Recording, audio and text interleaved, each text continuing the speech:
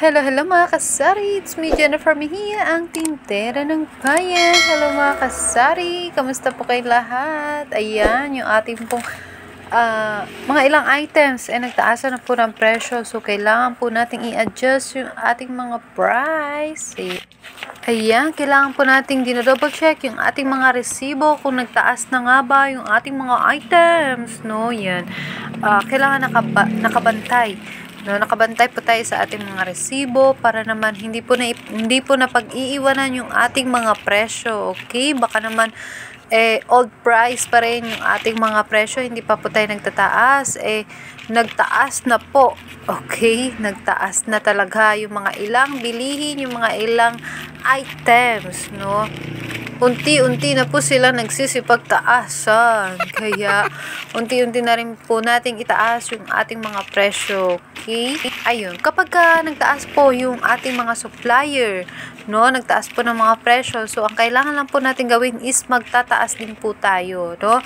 Hindi po pwede na nagtaas na yung supplier natin, no, at same pa rin yung ating presyo, hindi pa rin natin tinataas, hindi pa rin natin binabago. So, kailangan babaguhin po natin yung ating presyo, no? Kapag nagtaas yung supplier, kailangan na rin po nating magtaas. Okay? Wala na po tayong magagawa doon, kundi sumunod sa daloy, sa agos ng buhay. Ayan, no? Yung iba nating mga ahente, mababait kasi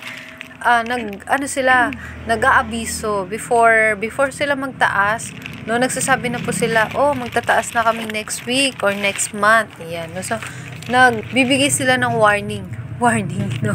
Basta gano'n, nagpapaalala. Okay, yan. Nagpapaalala sila na magtataas na sila para ma-ready rin po natin yung ating pambili, no? Kasi kapag old price pa rin yung ating alam na presyo, nagtaas na pala, so maaaring makulangan tayo sa pangpuhunan. So yan, katulad na lamang po nito mga kopi ko black, coffee mocha, kopi ko brown, kopi ko blanca. Yan, nagtaas na po ito mga kasari. Ayan, yung bagong presyo po ng bawat kape natin is 12.50 pesos. So yan, no. Dati po, ang bentahan ko po nito is 14 pesos. So, dahil nagtaas na po ang presyo, gagawin na po natin 15 pesos. So, kailangan po natin magdagdag talaga. Wala po talaga tayong magagawa. Okay? So, sa mga customer natin na hindi po natin nasabihan or hindi natin napaalalahanan, so, ayan, nagtaas na po. Okay? At dito naman po sa Champion. Okay? Ang punan po nito ng bawat isa is 14 pesos na. Dating 13 pesos, ngayon 14 pesos na. So, ang bentahan ko na po nito is 17 pesos. 15% lang po yung patong ko dito mga kasari. Ayan, no? Sa mga kape po, ang patong ko lang is 15%. Lahat po ng kape is 15% kasi fast moving po ito mga kasari. At punta naman po tayo dito sa Nestle product. Ayan, medyo magulo pero ayos lang dahil kaka-deliver lang po nito. Ayan, yung ating pong 33 grams na Berbra, no? Ito po yung swak. 11 pesos po ang puhunan ng bawat isa. So, ang bentahan ko na po nito is 13 pesos. So, 15% pa rin tayo mga kasari. Okay? Ganito lang po ako magpatong ng mga paninda ko dito po sa aking sari-sari store. Lalo na pagka alam ko pong sobrang fast-moving items po. Ayan, 15% lang po talaga yung patong ko.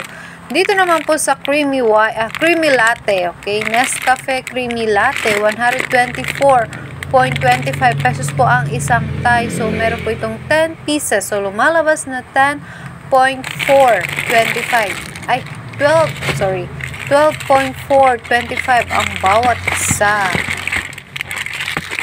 At dito naman po sa Nesty Apple. Ayan, yung isang tie po is 223.72 pesos. 12 pieces po ito mga kasari. So, lumalabas po na 19 pesos po ang bawat isa. Okay, sa Magic Sarap po natin na isang pack po is 72.09. Okay, 17 plus 1 po ito mga kasari. So, lumalabas po na 18 pieces po. Okay, at ang puhunan na po ng bawat isa nito is 4.3. Okay, so hindi na po natin ito pwede ibenta ng 5 pesos. 6 pesos na po natin ito ibebenta. At dito naman po sa 135 grams na Bear Brand, 48 pesos po ang puhunan at pwede po natin ito mabenta ng 56 pesos po. Okay, 15% pa rin mga kasari para mabilis lang po natin to maibenta at mas marami po tayong maging customer dahil hindi po masyadong mataas ang ating presyo. Okay, sakto lang po. At ito na nga po yung ating mga update price mula sa ating mga ilang items. Okay, nagtaas na po talaga yung mga presyo kaya kailangan na rin po natin taasan yung ating presyo. Okay, wag po tayong papalugi. Kailangan kumikita rin po tayo. Okay, so yan, hanggang dito na lamang po. Thank you for watching. See you in my next video. Bye-bye. Happy selling. God bless.